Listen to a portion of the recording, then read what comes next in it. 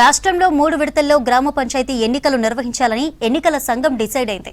అందుకు సంబంధించిన ఏర్పాట్లు చేయాలని జిల్లాల ఎన్నికల అధికారులకు ఆదేశాలు జారీ చేసింది.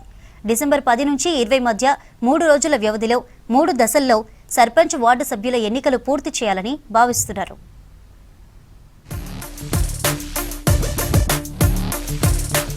ఊర్లలో పంచాయతీ ఎన్నికల హీట్ మొదలైంది. పంచాయతీ ఎన్నికల ప్రక్రియ స్పీడ్ అందుకోగా ఏ గ్రామం ఎవరికి రిజర్వ్ అవుతుందోననే ఉత్కంఠ కనిపిస్తోంది. డెడికేటెడ్ కమిషన్ ఇచ్చిన నివేదిక ఇప్పటికే జిల్లాలకు చేరడంతో సర్పంచ్ వార్డు మెంబర్ల రిజర్వేషన్ జాబితాలు రెడీ అవుతున్నాయి. ఏ ఊరికి ఎవరు అనేది మరో 2 రోజుల్లో తేలిపోనుంది.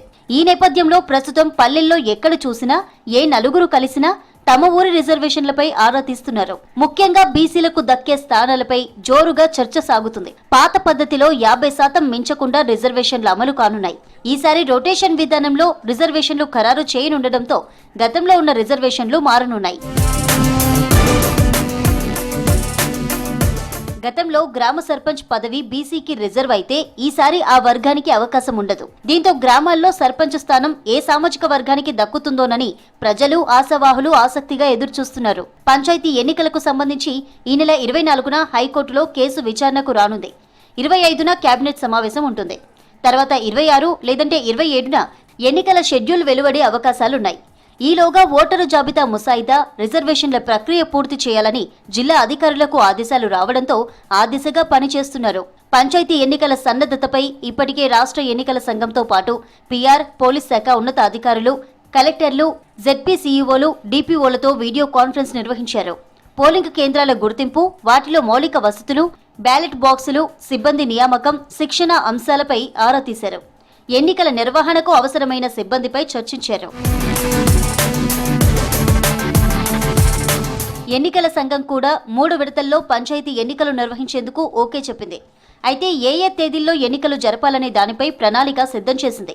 23న పీఆర్ కమిషనరేట్కు రిజర్వేషన్ల రిపోర్టు రావడంతో రాష్ట్ర ప్రభుత్వ ఆదేశాలతో ఇప్పటికే క్షేత్రస్థాయిలో ఓటరు జాబితా సవరణ, మార్పులు చేర్పులు, వార్డుల విభజన కొలిక్కి రాగా పోలింగ్ కేంద్రాల గుర్తింపు తదితర పనులు స్పీడప్ అయ్యాయి. మరోవైపు బీసీ డెడికేటెడ్ కమిషన్ నివేదిక పంచాయతీరాజ్ శాఖ నుంచి కలెక్టర్లకు అందింది.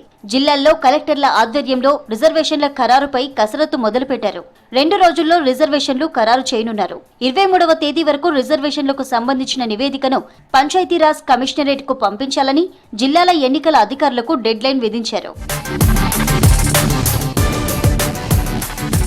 కలెక్టర్ల పర్యవేక్షణలో జెడ్పీ సీఈఓలు, డీపీఓలు, ఎంపీడీఓలు, ఎన్నికల అధికారులు, సిబ్బంది క్షేత్రస్థాయిలో రిజర్వేషన్ల ప్రక్రియను అనుకున్న సమయానికి పూర్తి చేసేలా పనిచేస్తున్నారు. గ్రామాల వారీగా రిజర్వేషన్ల రిపోర్టు కలెక్టర్లకు చేరిన వెంటనే పంచాయతీరాజ్ కమిషనరేట్ కు పంపించనున్నారు. అక్కడ స్క్రూటినీ పూర్తయిన వెంటనే రాష్ట్ర ఎన్నికల సంఘానికి నివేదిక సమర్పించి గెజెట్ నోటిఫికేషన్ జారీ చేసే అవకాశాలు కనిపిస్తున్నాయి. గ్రామ పంచాయతీల వారీగా ఓటర్ల జాబితాను సిద్ధం చేయాలని, గతంలో ప్రచురించిన జాబితాలోని లోపాలను వెంటనే సరిదిద్దాలని జిల్లా పంచాయతీ అధికారులను ఇప్పటికే ఎన్నికల సంఘం ఆదేశించింది. 2025 జూలై 1న అర్హత తేదీగా అసెంబ్లీ ఓటర్ల జాబితా ఆధారంగా గత సెప్టెంబర్ 2న వార్డుల వారీగా గ్రామ పంచాయతీ ఓటర్ల ముసాయిదాను ప్రకటించారు.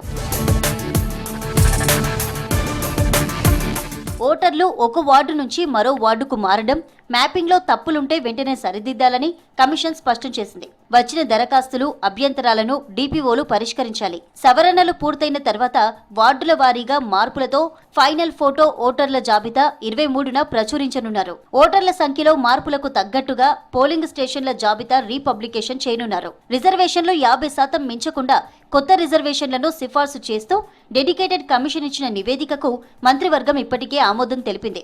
మంత్రులందరికీ ఫైలు పంపించి ఆమోదిస్తున్నట్లు సంతకాలు తీసుకున్నారు.